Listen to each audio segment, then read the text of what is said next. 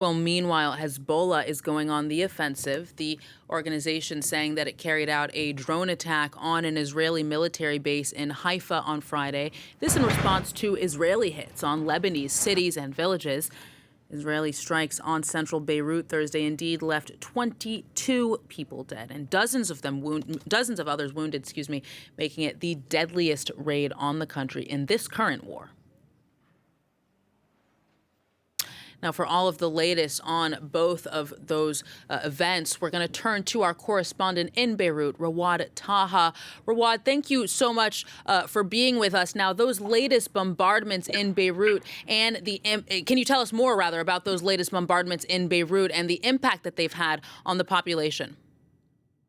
Yes, so this is the third time the central part of Beirut, the city itself and not its suburbs, is attacked. The first time it was attacked, it was when Israel launched an airstrike on a specific apartment. However, yesterday it was the first time we see an entire building collapse in central Beirut. Potentially the target of that airstrike was the assassination of Hezbollah, the head of Hezbollah's coordination and liaison unit, Wafi Safa. He's also the brother-in-law of Hassan Nasrallah, the former Secretary General of Hezbollah, who was also assassinated in Beirut. However, that airstrike was in a very densely populated area, a very densely populated neighborhood of Beirut that was not evacuated. No evacuation warnings whatsoever were issued for that area. Among the dead is a significant numbers of civilians, if not all of those who died are civilians. 22 is the initial death toll, while at least 100 were injured, some minor injuries, others very critical injuries. In terms of the target of the assassination, latest information confirms that Wafi Safa was severely injured in that airstrike, but he is not. He hasn't been announced dead by Hezbollah or by any other security official source here in Lebanon until this moment, and nothing on the airstrike from the Israeli side as well. Now, also out of Lebanon in the past 24 hours or so, Rawad, is those UN workers being injured in a hit on what appears to be a watchtower in southern Lebanon. What else can you tell us about that?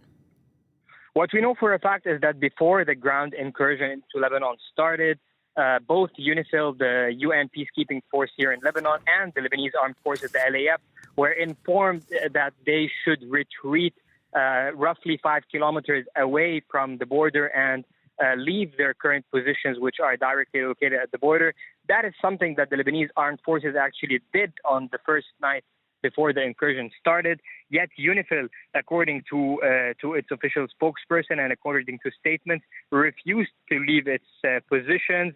Maintaining those positions, according to UNIFIL, is part of its peacekeeping mission. We know for a fact that a few days ago as well, an Israeli incursion was very close in proximity to the Irish battalion on the southern eastern part of the border.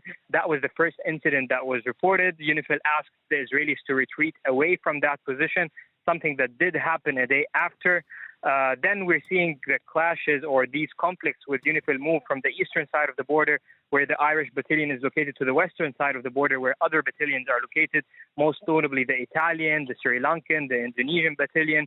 So we're seeing different some sort of attacks, intimidations, some gunshots near those UNIFIL positions, that attack on the tower which you just described. So this is still a developing story. However, according to UNIFIL's last stance, it is not retreating away from those observation points.